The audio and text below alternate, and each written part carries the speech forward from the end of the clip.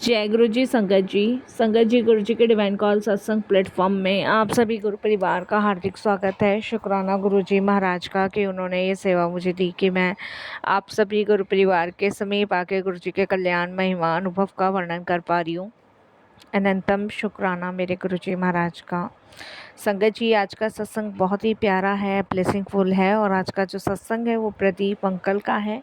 ये बहुत ही प्यारा सत्संग है, ब्लेसिंगफुल सत्संग है। तो बिना स्किप किए आप सत्संग को अंत तक सुनिएगा, ध्यान से सुनिएगा और पूरा सुनिएगा। संगत जी, मैं हर सत्संग में आपसे रिक्वेस्ट करती हूँ कि सत्संग का मतलब होता है सत्य का संग, और सत्संग की प्राप्ति जब ही होती है जब गुरु कृपा होती है। तो हम सभी बड़े भाग्यशाली हैं कि हम पे गुरु कृपा हुई और हमें सत्संग सुनने का और शेयर करने का सौभाग्य प्राप्त हुआ। तो प्लीज़ सत्संगत जी, बिना स्किप के सत्संग को सुनिएगा। और अगर आप भी अपने सत्संग अनुभव शेयर करना चाहते हैं तो हिंदी में साफ राइटिंग में आप अपना सत्संग लिख कर हमारी जीमेल आईडी पर सेंड कर सकते हैं, ताकि आपके द्वारा सुनाए गए सत्संग से जो भी गुरुजी महाराज की नई जुड़ने वाली संगत होगी उन्हें गुरुजी के कल्याण महिमा अनुभव के बारे में ज़्यादा से ज़्यादा पता चलेगा।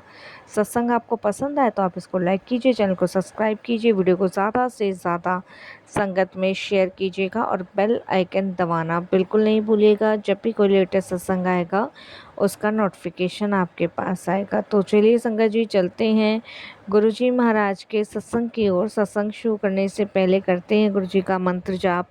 ओम नमः शिवाय, शिव जी सदा सहाय। ओम नमः शिवाय, गुरुजी सदा सहाय। जय गुरु जी। संगत जी, मेरा नाम प्रदीप है और ये मेरा शुक्राना सत्संग है। सत्संग शेयर करते हुए मेरे से कोई भी भूल चूक होती है तो क्षमा कीजिएगा। गुरु जी के मंत्र जाप से मैं अपने सत्संग की शुरुआत करूँगा। ओम नमः शिवाय, शिव जी सदा सहाय। ओम नमः शिवाय, गुरु जी सदा सहाय। संगत जी, जब सब कोई साथ छोड़ देता है ना, तब हमारे गुरु जी हमारा साथ निभाते हैं। और मेरी तो जर्नी ही कुछ ऐसी गुरुजी ने शुरू की अपने साथ कि मुझे साक्षात रूप में भोलेनाथ मिले। संगत जी, मेरे फादर जो थे वो पोस्ट ऑफिस में जॉब करते थे, वो रिटायर थे। माँ की तबीयत ख़राब थी, एक बहन थी, एक मैं था, और बहन भी शादी लायक थी। मेरी एमबीए की पढ़ाई कंप्लीट हो गई थी। उसके बाद संगत जी मैं नौकरी के लिए तलाश कर रहा था, क्योंकि पढ़ाई के लिए पापा ने बहुत कर्ज भी ले रखा था, तो कर्जा भी था, घर की थोड़ी सी आर्थिक परेशानी भी थी। और संगत जी, आप जानते ही हो, जब कोई इंसान डूब रहा हो ना तो उसे निकालने वाला कोई नहीं होता, उसको डुबोने वाले सब होते हैं। तो वही कंडीशन कुछ मेरी और मेरी फैमिली की थी। संगत जी, मैं हर जगह नौकरी के लिए अप्लाई करता था तो सब जगह बस एक ही जवाब आता था, I call you back later. हम आपको कुछ देर में कॉल करेंगे या कुछ दिन बाद कॉल करेंगे। और मैं संगत जी कॉल का इंतज़ार करता रहता था, लेकिन कोई भी फ़ोन आता ही नहीं था। संगत जी, मैंने बहुत जगह नौकरी के लिए अप्लाई किया, कहीं कोई वो नहीं था। संगत जी, इधर बहन की शादी के लिए रिश्ते वाले भी आ रहे थे, लेकिन संगत जी लोग जो होते हैं ना वो बता ही देते हैं कि भाई नौकरी नहीं करता है, बाप रिटायर है, माँ बीमार पड़ी रहती है, कर्जा इनके ऊपर इतना है। तो संगत जी लड़के वाले जो हैं वो रिश्ता करने से पहले ही मना कर देते थे। तो इधर बहन की शादी को लेके भी हम परेशान थे। और ये हकीकत है संगत जी, जिस पे बीतती है ना वही जानता है। उस समय हम पे ये सब चीज़ें बीत रही थी, हमें पता था। हम इतने परेशान थे, इतनी परेशानियों का हम सामना उस समय कर रहे थे ना कि मैं आपको बता नहीं सकता। संगत जी, मैं एकदम हताश हो चुका था, परेशान हो चुका था। मुझे अब यही लगता था कि शायद कोई रास्ता ही नहीं है, सब बंद हो गए हैं। और संगत जी, लोगों का ये कहना मेरे पिताजी से शुरू हो गया कि इतना पढ़ाने का भी क्या फ़ायदा जब नौकरी नहीं लग रही है। तो और कुछ लोग तो मेरे फादर को ये भी सलाह देते थे कि इसको कोई दुकान करा दो, या कोई ठेली कर ले, या कोई सब्जी बेचने का काम कर ले। ये सब चीज़ें संगत जी मुझे चुभती थी। इधर पिताजी परेशान रहते थे और माँ का इलाज संगत जी सरकारी अस्पताल में चल रहा था, क्योंकि उनको पित्त की थैली में रसोली थी। बड़ी समस्याओं का सामना करना पड़ रहा था। संगत जी, डॉक्टर तो हमें ऑपरेशन के लिए कह चुके थे, बट हम ऑपरेशन नहीं करा पा रहे थे। और पापा की जितनी भी पेंशन आती थी वो संगत जी कर्जे में चली जाती थी। कर्जा इतना ले रखा था, मेरी बीमारी और माँ की बीमारी, फिर मेरी पढ़ाई, फिर बहन की पढ़ाई। और संगत जी, क्योंकि मैं जब संगत जी 12th में था तो उस टाइम मैं बहुत बीमार पड़ा था। तब पापा ने संगत जी ये समझ लो बहुत पैसे देके मेरा इलाज कराया, मुझे बचाया।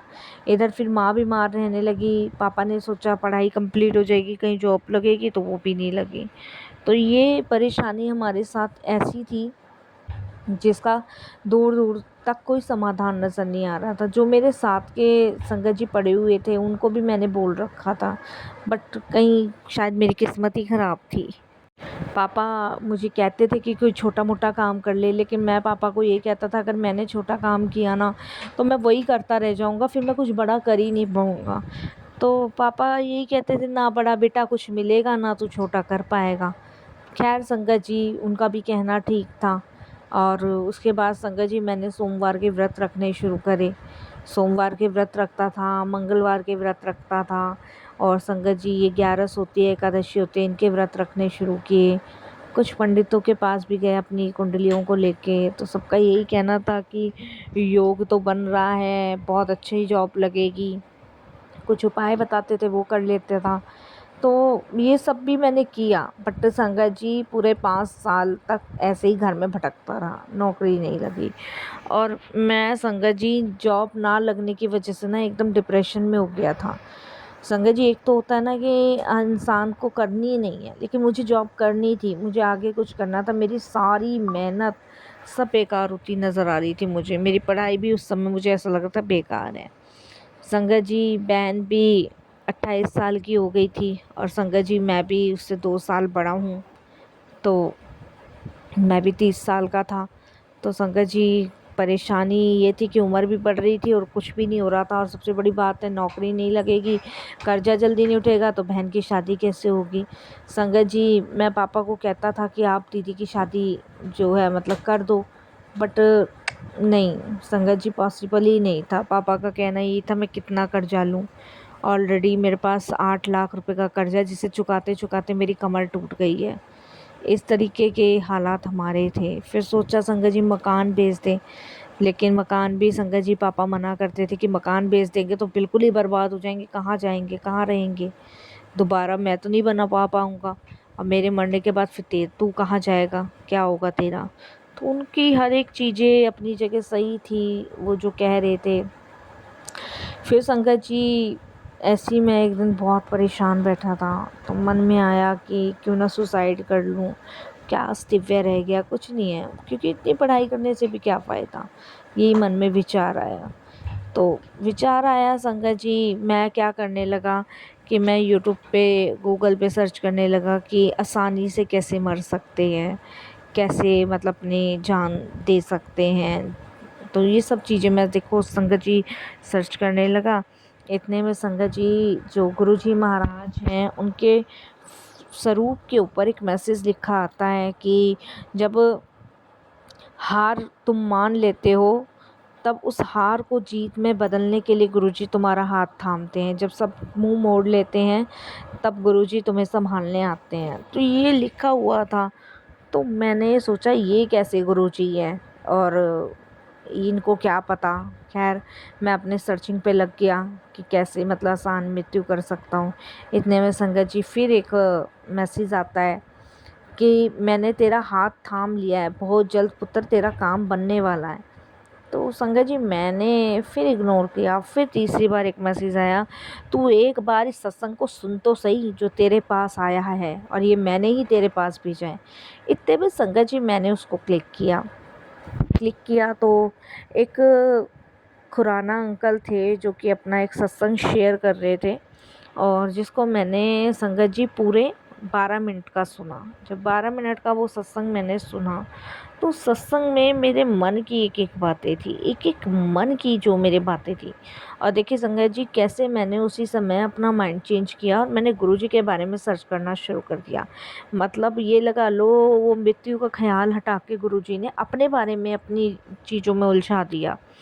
मैंने यूट्यूब पे सर्च किया, बहुत सारी चीज़ें गुरुजी के बारे में निकल के आई, लंगर प्रसाद, चाय प्रसाद, सत्संग भी बहुत सारे थे उसमें मैंने सुने। और उसके बाद मैंने गूगल ऐप से संगत जी गुरुजी का एड्रेस निकाला बड़े मंदिर का, और मैं संगत जी नेक्स्ट डे गुरुजी के दरबार पहुंच गया। उस दिन संगत जी शुक्रवार का दिन था और टाइमिंग वगैरह सब उसमें थी कि शाम को मंदिर खुलता है। और मैं जब गुरुजी के दरबार पहुंचा तो कुछ पता नहीं था। मैंने कैब वाले भैया से बोला आप आए हो? उन्होंने कहा मैं आया तो नहीं हूँ, पर यहाँ मैं लोगों को काफ़ी बार छोड़ के गया हूँ। तो उन्होंने कहा मंदिर ही है, जैसे और मंदिर में जाते हैं ऐसे ही मंदिर में इसमें भी जाते होंगे। तो संगत जी मैंने कहा ठीक है। मैं अंदर गया, वहाँ सेवादार थे, उनसे पूछा कि यहाँ प्रसाद, उन्होंने कहा कुछ नहीं चढ़ता है, सीधे जाओ लाइन में लग जाओ, सेवादार अपने आप पहुँचा देंगे, माथा टेकना, लंगर करना और अपना सीधे घर पहुँचना, कहीं इधर उधर मत जाना। मैंने कहा भैया मैं पहली बार आया हूँ। तो उन्होंने कहा पहले तो भैया कहना बंद करो, अंकल आंटी चलता है यहाँ गुरुजी के दरबार में। तो संगत जी बड़ा सुकून, शांति सी मिल रही थी, ठहराव सा महसूस हो रहा था, ऊर्जा सी मुझे प्राप्त हो रही थी। अंदर गया, ये जगमगाता हुआ गुरुजी का दरबार, इतना सुंदर दरबार मैंने अपने जीवन में नहीं देखा।